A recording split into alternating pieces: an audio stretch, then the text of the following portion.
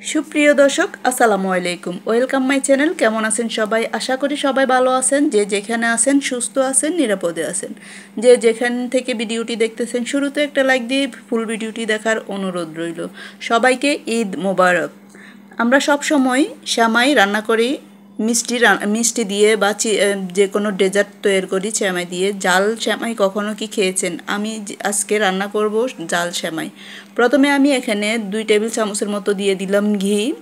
এখন দিয়ে দিব একটি ডিম। এখানে আপনারা 2টিও দিতে পারেন অথবা আরও বেশিও দিতে পারেন। আমি একটি দিয়ে রান্না করব তাই একটি দিয়েছি। সবগুলো আমি এখন ভালোভাবে একটু জুড়া করে নিব।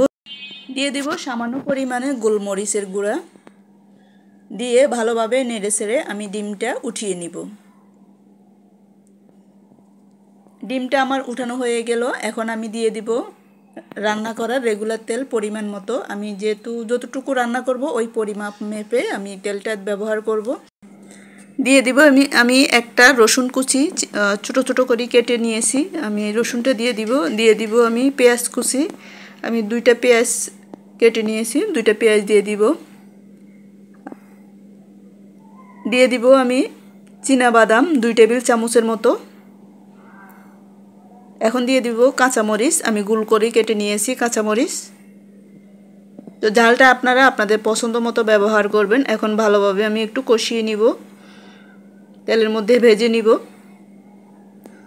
ভাজা হয়ে গেলে এখানে আমি দিয়ে দিব হলুদের গুঁড়ো, সামান্য পরিমাণ। হলুদ গুঁড়ো বেশি ব্যবহার করলে কালার বেশি হয়ে যাবে, তারপর হলুদের গুঁড়ো আমি হাফ টিস্পুনের থেকে একটু কম ব্যবহার করব।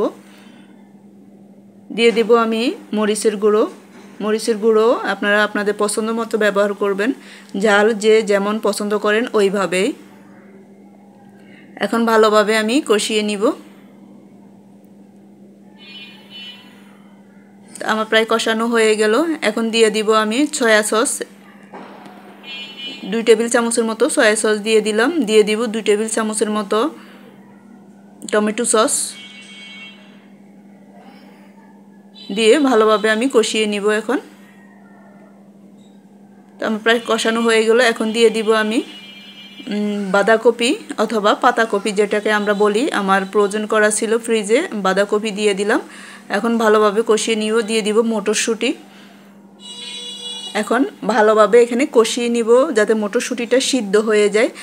সব কিছু যদিও তাড়াতাড়ি সিদ্ধ হয়, কিন্তু মটরশুঁটিটা একটু সময় নেবে সিদ্ধ নিতে।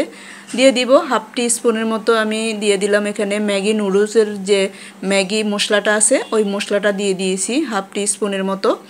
এখন দিয়ে দিব আমি একটা আলু কুচি করে কেটে নিয়েছি, একবারে চিকন করে কেটে নিয়েছি।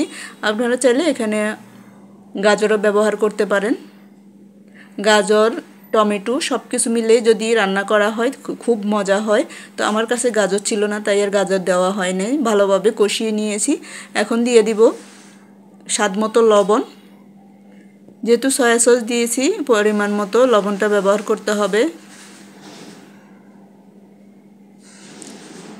এখন প্রায় কষানো হয়ে গেল। আমি দিয়ে দিব সামান্য পরিমাণ পানি আর দিয়ে দিব জিরার গুঁড়ো হাফ টিস্পুনের থেকে একটু কম। সামান্য পরিমাণ পানি দিয়ে ভালোভাবে কষিয়ে নিব যাতে সিদ্ধ হয়ে যায়। এই সময় মিডিয়াম টু লো হিটে রেখে রান্না করতে হবে, নয়তোবা নিচে পুড়ে যাওয়ার সম্ভাবনা আছে। পুড়ে গেলে বাজে একটা স্মেল বের হবে, ভালো লাগবে না খেতে। এখন দিয়ে দিলাম ডিমের ঝুড়াটা দিয়ে দিলাম। এখন ভালোভাবে সবগুলো একসাথে মিক্সড করে নিব। মিক্সড করে আমি দিয়ে দিব সেমাইটা আমি গুঁড়ো করে রেখেছি। এখানে লাল সেমাইটা ব্যবহার করেছি। এখন সেমাইটা দিয়ে আমি কষিয়ে নিব কিছুক্ষণ, মিডিয়াম টু লো হিটে রেখে ভালোভাবে কষিয়ে নিব। সেমাইটা যাতে ভাজা হয়ে যায় এখানে ভালোভাবে কষিয়ে সামান্য পরিমাণ পানি দিয়ে আমি রান্না করে নিব যাতে ঝরঝরা হয়। পানিটা ওই পরিমাপ মেপে দিতে হবে। বেশি পানি দিলে ঝরঝরা হবে না, একবারে নরম হয়ে যাবে, খেতেও ভালো লাগবে না। তো খেয়াল রাখতে হবে যাতে নরম না হয়, পানিটা সামান্য পরিমাণ ব্যবহার করতে হবে। এভাবে সেমাইটা রান্না করলে খেতেও ভালো লাগে। আর যাদের ডায়াবেটিস তারা অনেক সময় মিষ্টি খায় না বা অনেকেই মিষ্টি পছন্দ করে না, এভাবে ঝাল রান্না করে খেতে পারেন, খুব ভালো লাগবে। সকালের নাস্তা অথবা বিকেলের নাস্তা হিসেবেও খাওয়া যায়। যারা যারা এখনও খান নাই একবার হলেও ট্রাই করে দেখবেন, খুব মজার একটা রেসিপি। আমার প্রায় হয়ে গেল, এখন নেড়েচেড়ে নামিয়ে পরিবেশন করব। দেখুন কতটুকু ঝরঝরা হয়েছে। এখন আমি পরিবেশন করব। তো হয়ে গেল আমার মজাদার জাল সেমাই রেসিপি। তো আমার এই রেসিপিটি আপনাদের কেমন লাগলো? যদি ভালো লেগে থাকে লাইক কমেন্ট শেয়ার করে পাশে থাকবেন। সবাই ভালো থাকবেন, সুস্থ থাকবেন।